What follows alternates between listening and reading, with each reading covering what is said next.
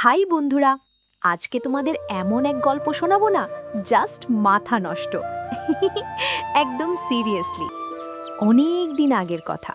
রূপনগর নামে একটা সুন্দর গ্রাম ছিল। সেখানে থাকতো আবির নামে এক বিশাল বড়লোক জোদ্দার, হাতে সোনার আংটি, ভাবই আলাদা। আবিরের ছিল তিনটে বোন, রিনি, কিনি আর বিনি। উফ, ওরা যে কি পরিমাণ হিংসুটে আর অহংকারী ছিল তোমরা ভাবতেও পারবে না। না কুচো করে হাঁটে একদম। ওরা চাইতো আবির যেন বিয়ে না করে, তাহলে সব সম্পত্তি ওদের হয়ে যাবে। কি শয়তান রে বাবা!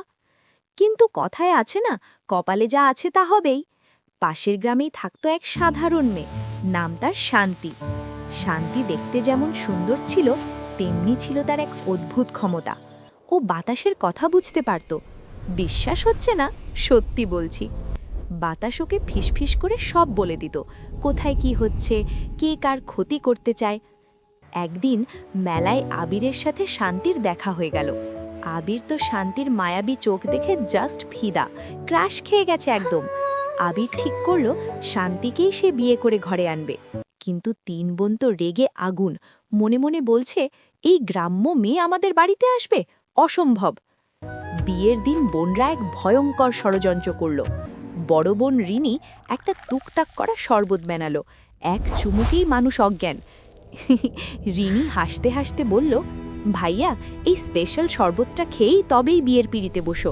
কি শয়তানি হাসি রে বাবা!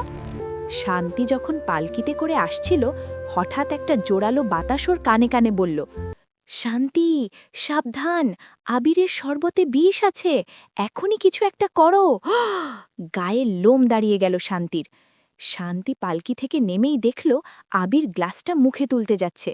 ও চিৎকার করে বলল, থামুন, ওই শরবত খাবেন না। ঠিক তখনই শান্তি বাতাসকে ইশারা করল, দৃঢ়ভাবে হাত দিয়ে যেন বাতাসকে ডাকল। অমনি সাঁই সাঁই করে এক দমকা হাওয়া এলো। আবিরের হাতের গ্লাসটা ছিটকে গিয়ে পড়ল মাটিতে, ঠা ঠা ঠা করে শব্দ হলো। বোনরা তো ভয়ে ফ্যাকাশে হয়ে গেল, হাঁ করে তাকিয়ে আছে শুধু। আবির সব বুঝে ফেলল এবং বোনদের বাড়ি থেকে বের করে দিল। শান্তি বাতাসের ইশারায় বুঝতে পারল এখন থেকে ওরা সুখে থাকবে। আবির আর শান্তি মিলে গ্রামটাকে সুন্দর করে সাজালো। আজ আসি, টাটা, মুয়া।